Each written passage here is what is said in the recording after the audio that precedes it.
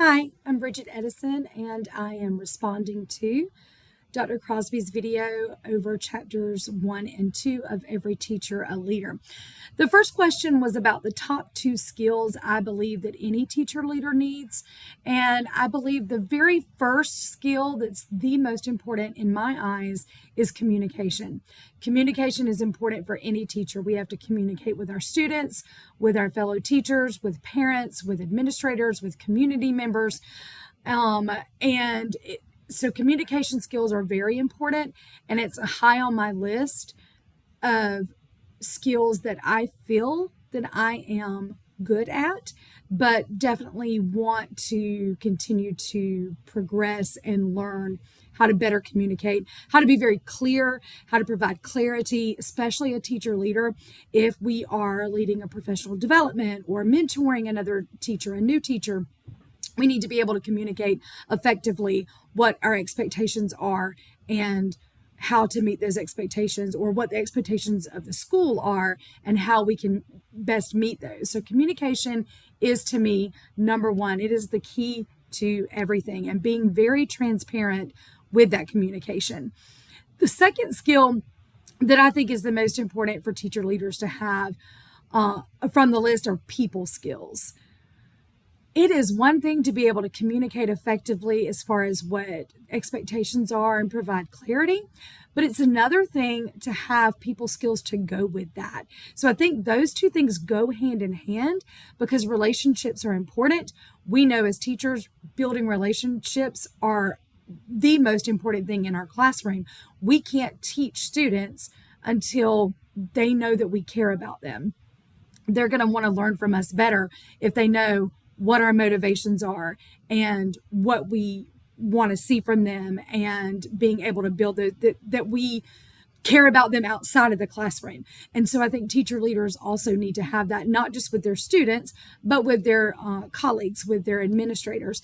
I think building those relationships is going to be key in order to communicate better, because when people know you and they know what you want and they know who you are as a person, I think that definitely does shed some light on maybe things that might not be easy to convey.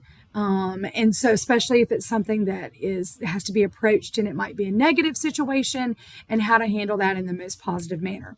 Which leads me to question number two, those dispositions that teacher leaders need. I think these are dispositions that everyone needs to have when we are communicating and working with other people. And I couldn't pick two because I felt like there were three that were the strongest to me, and they all go together. And I think that is positivity, like being positive, even when we have to say things that are hard or that seem negative. I think that we should find ways to shed that in a positive light. And I'm not talking puppies and rainbows here and making things seem fake and artificial and authentic. I think that just true positivity, like this is something that's hard right now, but I think if we are positive about it and we move forward, we can develop. I think another disposition would be approachable. I used to be told in the past that I was intimidating by other teachers who didn't know me well, and that really upset me because I thought I was always approachable, but it was maybe in some of the ways that I carried myself when I would present information that people thought that I was just, I don't know, these are their words, but smarter than them, or I knew more about something than them, and they were intimidated to talk to me. And that is far from the case. But once people got to know me, they were like, oh my gosh, you're not intimidating. You're so supportive and encouraging, and you're really easily approachable. I find myself to be flexible, which is another disposition I think is important. But the third one I really thought goes hand in hand with positivity, being approachable, is being supportive. Because we as teachers know how important it is for us to support our students, and we want to be supported too. We want to be heard. We want to have a voice. We want to be able to feel like even if something can't take place that we want, that we are supported in that, in our ideas. And so all of those to me go hand in hand, and those are dispositions that a teacher leader must have, whether that is again, a teacher in the classroom, a mentor, a coach, anything like that. We really want to be able to support the people around us. All right, so question number 3, leading us into chapter 2, 2 ways to reward teachers. And I referred to this in some of my journaling, I believe. And I think I even chose different ones within my journal. And when I came to make this video today, going back and looking and what stuck out to me, here's the thing. Teachers are overworked and underpaid. We know it. The entire, country knows it. But there's not a really quick and easy solution for that. And especially I'm working at a small school that doesn't have a lot of extra money to throw around. We're not as financially free with money around here as maybe other bigger systems are within the state. So financial gain is not going to necessarily be something that teachers are going to expect, but they would like it. So I feel like, according to the list on pages 30 and 31, comp time is a given. If you can't pay us for it, at least give us some comp time, because we are working, just a normal teacher on a normal day, we are working far past our contract hours, many of us, even though we try to figure out ways to streamline things and work effectively and efficiently within those contract hours. We are. If you are in a leadership role in your school, whether it's getting ready to present a professional development, or working with a mentor and a mentee, or other things that might need to be done on a leadership team,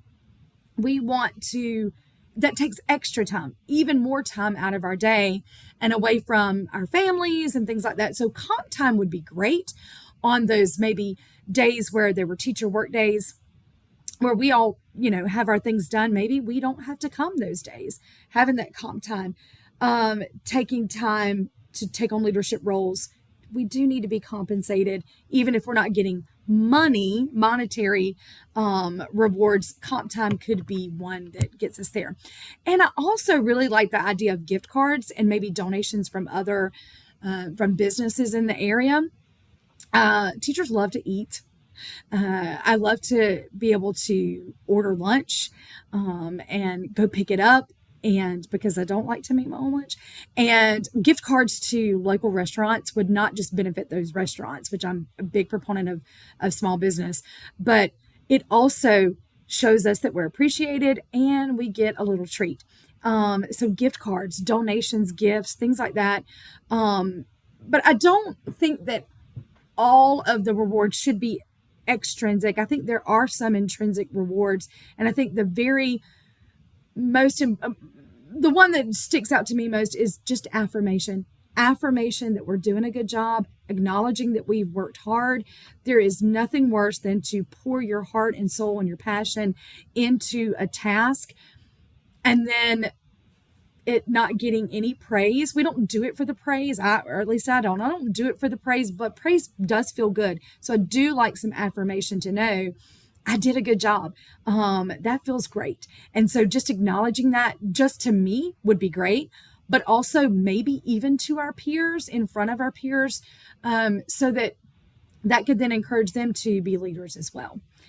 All right, so taking us to the 4th question, and I think this one comes in with that affirmation idea and being able to point out when we are doing well. Teacher leaders must have good working relationship with the school principal. It is significantly important, in the words of Dr. Crosby in his question. But the school principal is the main decision maker. Now, there's a school board and there's a superintendent, and there are other leadership roles that do make decisions, but ultimately the principal is the one who says, this is good for my school, this is not good for my school. How can we, reach these goals? How can we meet these expectations of the state, of the local school board, all of those things? So it is important to build that relationship. I think that building a good relationship and having a good open line of communication, because that's the key to everything, right?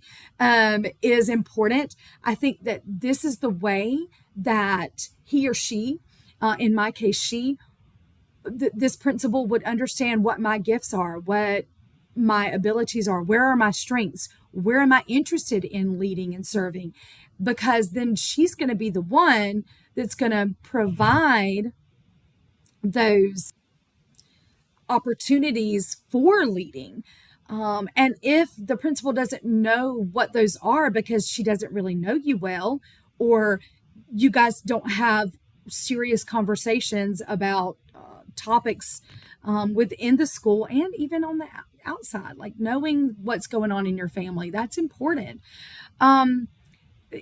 They don't know to provide those opportunities. They don't know, hey, Bridget is interested in leading professional development. Hey, why don't I get her matched up with the instructional coach so that next time they can work on a professional development together and be able to lead that with the school.